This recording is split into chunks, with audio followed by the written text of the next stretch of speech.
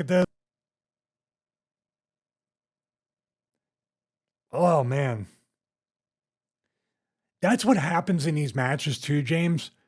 It was during the Rob and Eddie thing with the fan too, and other things. Even Razor and Shawn at WrestleMania 10. The ladder, like literally that one that teetered and it kind of fell on Shawn after teetering. That was a great spot, but it wasn't meant to be. The ladder's always going to be some part of it in there. So in this case, Chris tried to kick the ladder a little bit and as he's pushing, but it just didn't go. Or Chris slipped. Maybe Chris, because look at his grip right here. He really doesn't have, it's hard to grip a belt hanging upside down. So as he's right here, he doesn't have both hands on the belt. Do you notice that? That's usually where you do that, like the Jeff Hardy edge spot where he got speared. He didn't have enough of a grip on there. So maybe Christian was a little bit early pushing the ladder. It should have been kind of like shaking it back and forth, and then Chris grabs it, and then he can teeter up there. And maybe the spot was supposed to be Christian grabbing his leg and him taking a back bump, or a face bump kind of thing. But this part, my God, did he have the ladder's baby 9 months later? He got penetrated pretty good. That's the thing.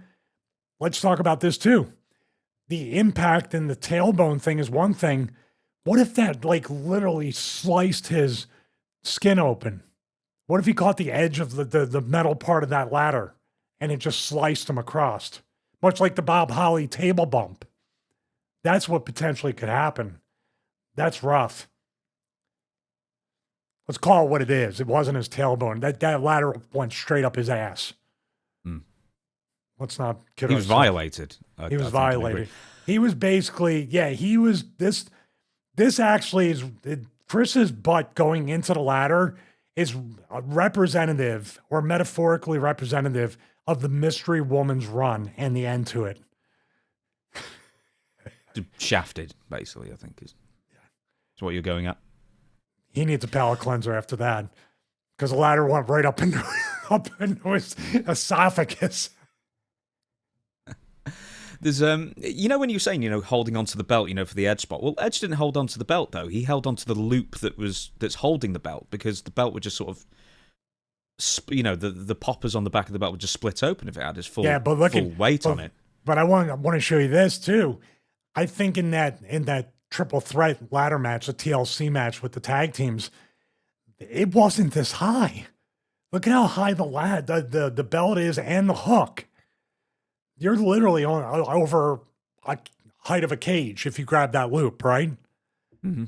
So this is much higher. I think there was a couple matches where they had, I don't want to say Big Show, but one of the taller wrestlers, and they could literally probably reach up and grab the belt. So we got to raise it up a little bit more. I think that adjustment was made throughout the years as wrestlers all became just super huge, even larger than life than the 80s.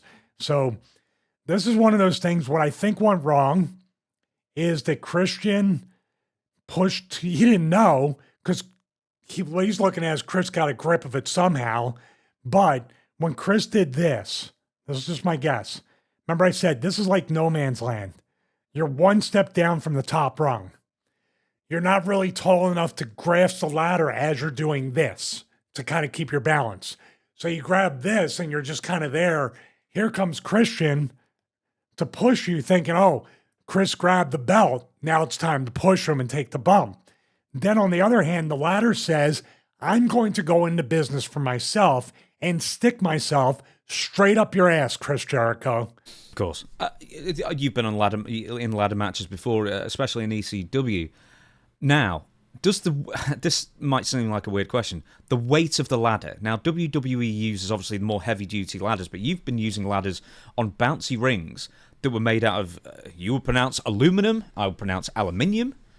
These aluminium ladders that weigh nothing, and then anyone moving around this ladder when you're on it, and just the ladder starts boinging up and down. I mean, what's the hairy situation of guests climbing ladders in a ring? Or what can go wrong if you choose the wrong kind of ladder in that sense?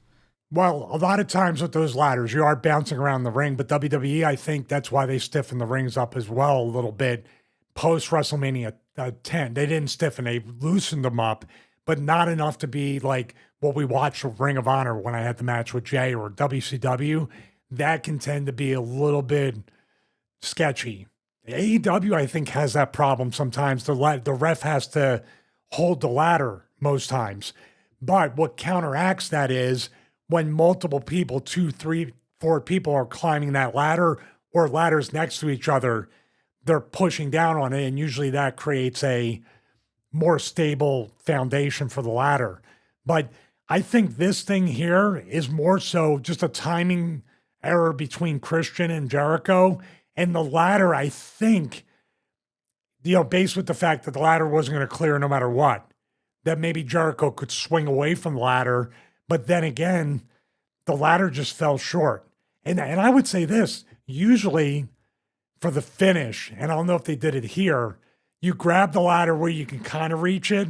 And then you ever see when people grab the huge ladder that you can really climb up and it's almost eye level with you, you can grab the belt. Yeah, that's what they did in this match. Yeah, a taller ladder was introduced, yeah. Well, they're the crescendo of not only the, starting out slow, trying to establish, pick up the pace, more impact, use of the ladder, use of a smaller ladder, the less over ladder shug, as TNA Dixie would say. And then the over ladder shug comes into play, and now you can win the match. And also it's visually like, oh my God, he got a huge ladder that he just brought out. I think they pulled it from under the ring, right?